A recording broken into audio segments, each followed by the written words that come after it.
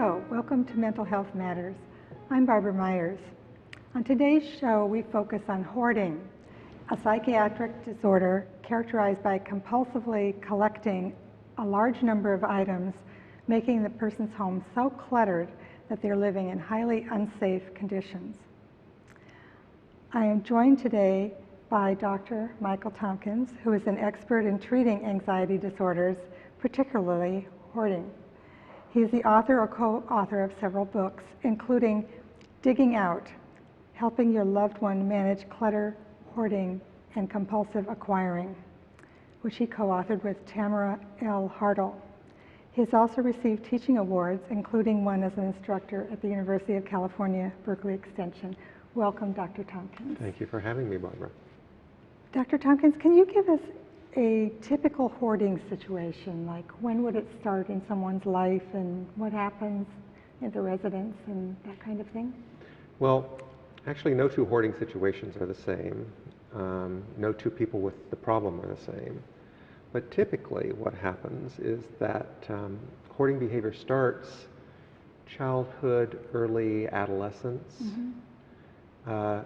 Individuals are showing that tendencies around that age, but they're somewhat managed by the fact that they're not independent, that the children and the young adults live in the home of the parents. Mm-hmm. So there's some restraints on the hoarding behavior itself. Mm-hmm. Over time, particularly when they're emancipated, they leave the home, it can worsen. Mm-hmm. But generally people will manage it somewhat for a while until there is some event. Sometimes that event is a trauma, sometimes that event is a loss, sometimes that event is a major depressive episode, mm-hmm. A divorce, loss of a spouse, and then things really begin to unravel. Mm-hmm. Hoarding behavior goes on for many, many years for people, and there are some people out there right now who have been hoarding 50, 60, sometimes 70 years. What are the consequences to the family members that might be living with someone who's a hoarder? Well, living with someone who with this problem is very difficult. I mean, I like to think that not just the person with the hoarding problem suffers, but right. Family members, even those who don't live with the person who hoards, suffer. Mm-hmm. But if you're living with someone who with this problem, it's particularly difficult because you're living in unhealthy conditions. Oftentimes you're living in quite uncomfortable conditions because in many of these homes and residences, apartments, the people aren't able to, don't have heating, don't have air conditioning because the vents, the air registers are covered with clutter. Mm-hmm. They may not be able to prepare meals, so they may be eating out a lot. There's also a great deal of shame and embarrassment for those who have family members with this problem. So they can see that it's not, the situation that's created is not a good one, but they can't stop it themselves, is that? Well, the person with the problem or the family member? The family member obviously is unable to stop the behavior, but the person with the problem has a great deal of trouble stopping the behavior for a lot of reasons. Mm-hmm. For some individuals, and perhaps even a large number of individuals, they don't see it as a problem, and nor do they see the behavior as a problem. Mm-hmm. Other individuals, usually younger individuals, actually can see that the behavior is a problem, and those individuals are more open to help. And what are some of the sort of legal consequences? Can some people be evicted from their homes or lose custody of their children or something of that nature? All of the above, absolutely. Yeah. The consequences are quite significant. People can be evicted from their residence, whether that be an apartment or a home. Authorities can come in and actually condemn the property and evict the person, leaving the person homeless. People can lose the custody of their children if they have young children living in this situation. Also, divorce rates are quite high for individuals with this problem. And then just living on a day-to-day basis, particularly if you have a health problem, is really very dangerous. If you have a health problem and a significant health problem, for example, and you needed to have medical attention immediately, emergency medical technician to come into the homes. Some of these homes, an emergency medical technician could not even get into the home, and certainly not even get their medical emergency equipment into the home. So it's a dangerous situation. Yeah. As you know, I tried to find someone who was a hoarder to tell their story, and I was unable to find someone after trying many different locations. And I'm thinking that maybe it's because of some of these risks, legal risks, that they would fear possibly having problems losing their home or their children or whatever. And so I can understand why people might be reluctant to be publicly come out in that situation. So I would even add that the vast majority of these situations are private situations, not public situations, and the vast majority of people who are discovered are actually discovered, and not many people actually seek help, which is unfortunate. So why is it that people can't stop their hoarding behavior? Well, there are a number of reasons. One is that the behavior is reinforced. And sometimes, as I mentioned, over many years, 40, 50, 60 years, the behavior for individuals relieves anxiety and distress. For example, if they're considering discarding a possession, they become anxious about discarding it because they're worried that they may want it later and this will be a big mistake. They get quite anxious. They then keep the item. That lowers their anxiety. At the same time, another factor that increases the frequency of the hoarding behavior is that they actually, many people derive pleasure from the behavior itself, from discovering new objects that were lost. Also, compulsive acquiring is a piece of this problem where people actually acquire items, and actually not only do they get some relief because they see something they want, they feel anxious and this urge to have it, they get the object, they feel relieved, but also they take pleasure. It boosts their mood a bit to acquire something that they like or they desire. So those factors contribute to the behavior. And then there are also difficulties with organizing, making decisions that make it difficult for them to declutter. So oftentimes these individuals might try to declutter, but they become overwhelmed and then stop.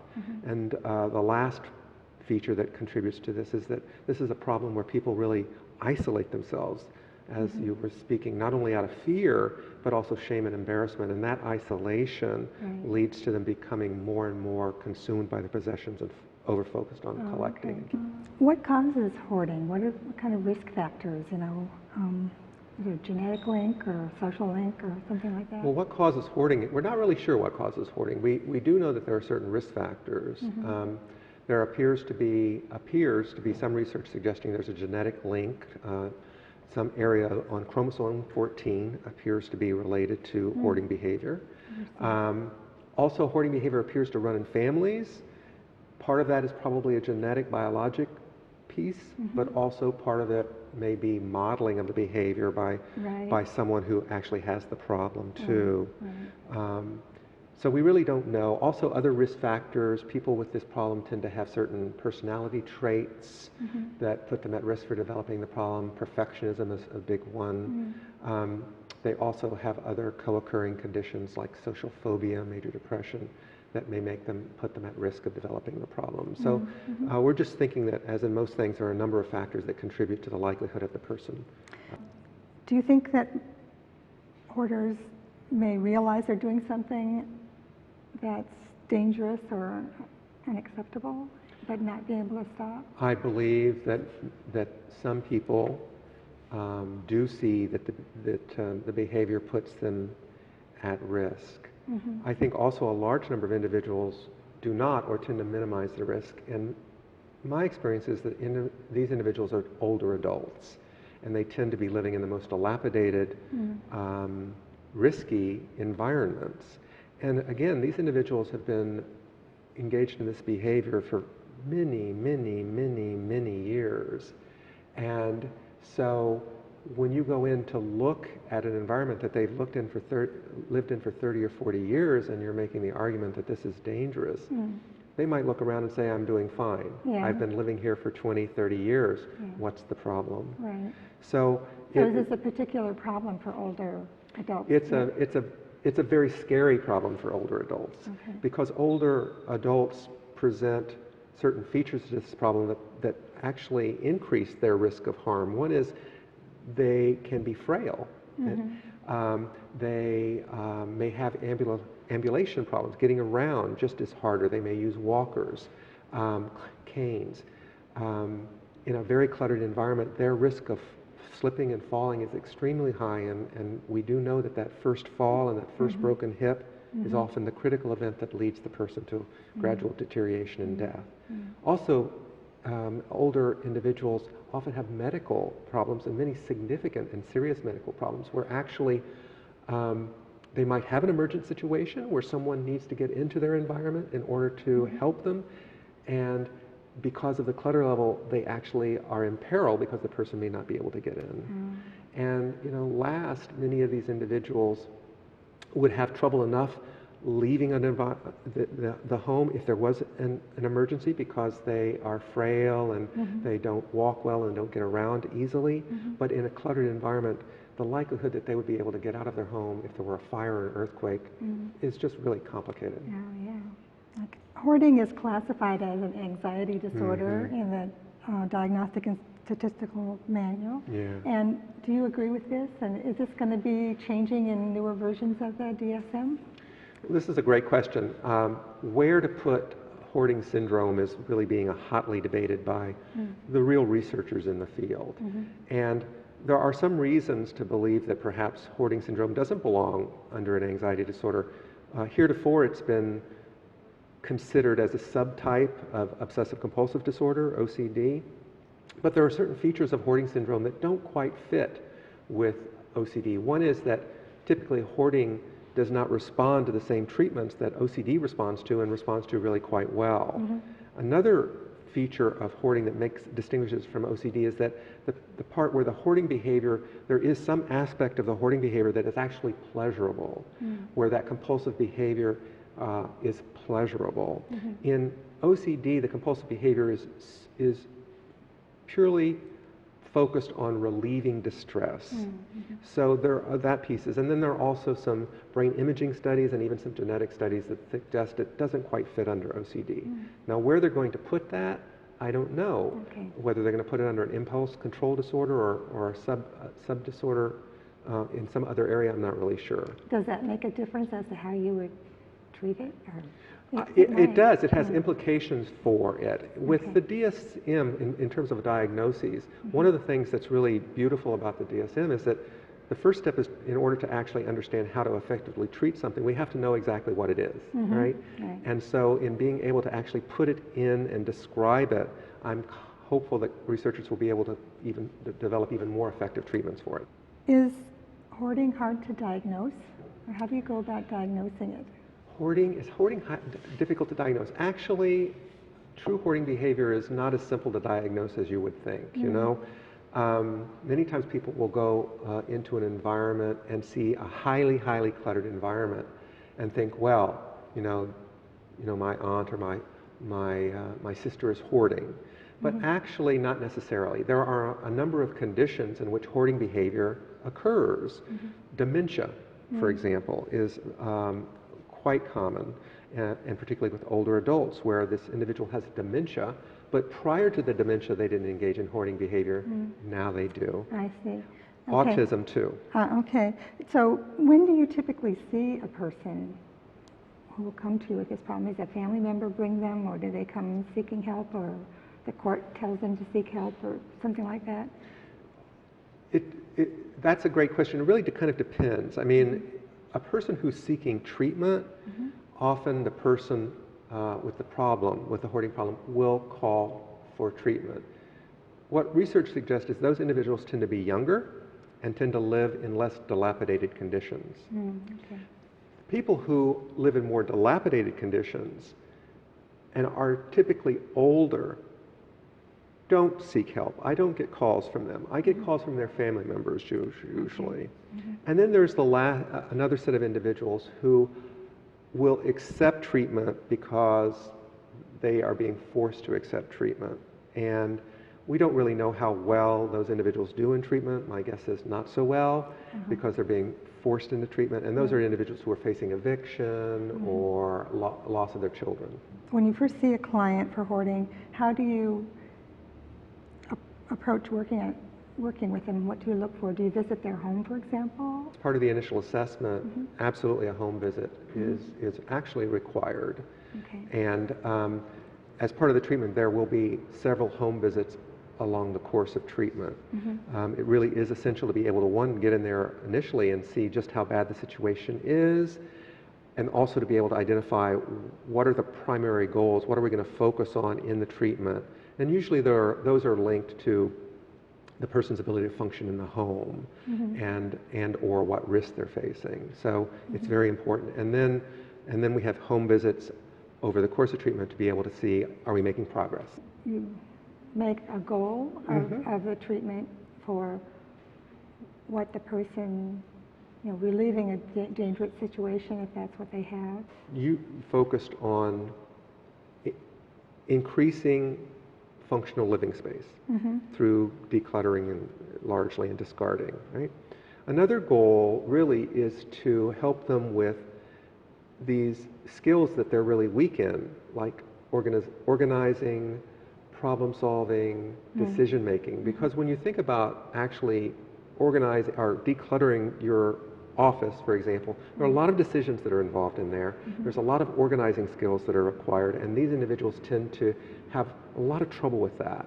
And then the third goal is to basically teach these skills, help them understand how they think about possessions that leads to them keeping, how they think about things that leads to compulsive acquiring, learn some skills to kind of manage that behavior so that we can get the behavior down, improve their living situation, and help them kind of manage this problem over time so that the home does not become recluttered to that extent again. Do you use cognitive behavioral therapy for this? Yeah. Skills teaching? Or The treatment that we know that's effective, the only treatment we know to date to be effective, is cognitive behavior therapy. Okay. Medications have not been shown to be particularly helpful in treating the hoarding behavior directly, although they're very helpful in treating other conditions that co-occur with hoarding behavior that actually makes it hard for the person to actually respond to see the cognitive behavior therapy. So if they had depression or something? ADHD, social phobia, things like that, yeah. Okay, so then if you got the depression under control, then you might be able to, be more effective. Medication, then you might be able to be more effective. Absolutely, absolutely. And there are many people who have this problem that are very, very depressed. I mean, there was a recent study that showed that actually 78% of individuals with a significant hoarding problem meet criteria for major depression. Oh my gosh. And they may not be, and probably are not being adequately treated for that mood disorder. Do people ever get over this condition? Is it a chronic condition, or does it depend on the person, or whatever? I think of most psychiatric or psychological conditions as chronic, in that the person is always vulnerable at risk of having a relapse, if you will. What cognitive behavioral therapy tries to do is to teach skills that the person can manage the condition and the symptoms so that they don't have the disorder. And really, when we think about disorder, what we think about is the symptoms are so extreme that the person is not able to function adequately or effectively on a day-to-day basis, and or the symptoms are extremely distressing for them. So through treatment, we try to get both those things down so that disorder disappears, and then hopefully they can manage it over time. Do people ever get to a point where there's they don't have to continually be on guard, or maybe they always have to be on guard? I think most people who have a successful course of cognitive behavior therapy will tell you that they always have the tendencies. And what they've done is they've learned skills to kind of manage those tendencies, as well as skills to help them effectively declutter. And yet they still will have these tendencies. But tendencies is not necessarily a disorder. Right. Yeah. I've heard about some agencies that will come in and completely clear out a home like over a weekend. Yeah. And sometimes you see those on television, Yeah. new television shows. And I was wondering if I could ask you what you thought, whether these were effective or... Depends upon what the goal is. If the goal of a clear out is to, generally clear outs are the person is removed from the residence, people come in, clear it out, clean it out, make it safe and habitable, put the person back in. If the goal is to keep the person in their home for a period of time, in a condition where they're safe and healthy, a clear out works for a while. Relapse rates for clear outs are really quite high. In other words, when a person receives a clear out intervention, the likelihood that they will begin to engage in the hoarding behavior again is quite high. And in fact, some people suggest that actually people are more likely to intensify their hoarding behavior after receiving a clear out. Right? However, clear outs sometimes are the only recourse, because if someone is in an environment in which they are living in a very unsafe environment, and then the goal is, let's make them safe. However, if your goal is actually to teach a person to manage a condition, clear outs don't do that. A person doesn't really learn anything about the problem, the behavior, the way they think about things, why they acquire, why they collect. Cognitive behavior therapy helps them with that. How can family and friends help someone who's a hoarder? I know your book that you wrote is aimed at family and friends. And what is your advice to family and friends? Well, it really kind of depends upon really what the deal is with your loved one. Right. If your loved one, if you're catching this problem early and the person is relatively young, let's say in their 40s, they may be more open to actual treatment. And what I usually recommend to families is, talk with them about this problem. Share your concerns with your family member about the behavior and the situation in which they're living. And at the same time, offer to do some research and say that I think there actually is help for you. I think there is treatment that can help. Would you be willing to let me, do that research, find those resources? And then the family connect them to those resources. That would be enormous. That's a group of individuals who may have adequate insight and a willingness to actually accept treatment. The more complicated and difficult situation is when you're a family member and you have a loved one who appears to refuse and consistently refuse any help at all, including your own, including you offering to help, declutter, discard, make the living situation more healthy and comfortable. That's a more difficult situation. That's really what the focus of my book is, really, and what we really try to emphasize there is really trying to manage the risk through working with the loved one to actually focus specifically on certain targets that put the person at risk, try to manage those targets so the person can continue to live in their home, but more safely and more comfortably. Okay. So you would be working at that point with a family member, right? Largely the family member, although what we advocate in the book is actually a team where the person with the problem is on the team, the clinician, a clinician could be on the team, the family members could be on the team, but there also could be other representatives on the team, professional organizers, a particular friend, a physician that the person has a long history with could be on the team. And then the team assists the client to manage the hoarding problem. Wow. That's like a holistically treated person. Well, that's because this problem is very difficult, particularly for people who are refusing treatment and live in really unhealthy conditions. It's a very difficult problem, and it really requires a team effort. And I think actually for people who are in this category where they're less open to help, that you want to think about helping them more like a marathon than a sprint. You just keep hanging in there with them, working with them over time. So the relationship, it seems, with their family members is really important. Oh, the relationship is essential. Yeah. Absolutely, because it's really the only leverage a loved one has.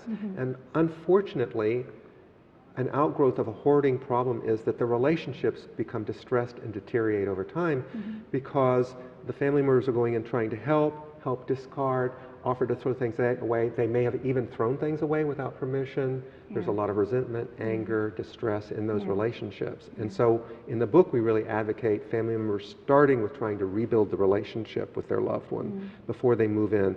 We even call it like clear the air before you clear the clutter, that it's really important to work on the relationship first. If someone wants to find a therapist to help in hoarding behavior, either themselves or their family members, how would they go about doing that? There are really two really great resources that I recommend. One is the Obsessive Compulsive Foundation has a website, and they have a hoarding center within that website where they list people who have expertise in treating hoarding behavior. These are cognitive behavior therapists who actually know how to treat it. Another organization is the Association of Behavioral and Cognitive Therapies. They have a website, and those individuals also are experts in cognitive behavior therapy, and many of them will have expertise in treating hoarding behavior. So those are two websites I would go to first. Okay, great. Okay. Well, thank you very much. So I have some resources that I'll share with you. The first is the book that Dr. Tompkins wrote with Tamara Hartle called Digging Out, Helping Your Loved One Manage Clutter, Hoarding, and Compulsive Acquiring. It was written in 2009, and you can get that on Amazon. The other are some websites that may help you. One is the San Francisco Bay Area Center for Cognitive Therapy, where Dr. Tompkins works. That's sfbacct.com. And secondly, the International OCD Foundation Hoarding Center. That's ocfoundation.org/hoarding. Next, in help in locating cognitive behavioral therapists, one of the things that Dr. Tompkins told us is a website called abct.org, and that will help people find cognitive therapists. And then finally, in the San Francisco area, the Mental Health Association of San Francisco has a lot of people who have been through this problem and support groups, mha-sf.org, that you might want to check out. I'd now like to leave you with some closing words. Take courage, friends. The way is often hard, the path is never clear, and the stakes are very high. Take courage, for deep down, there is another truth. You are not alone. Thank you for watching, and we'll see you next time.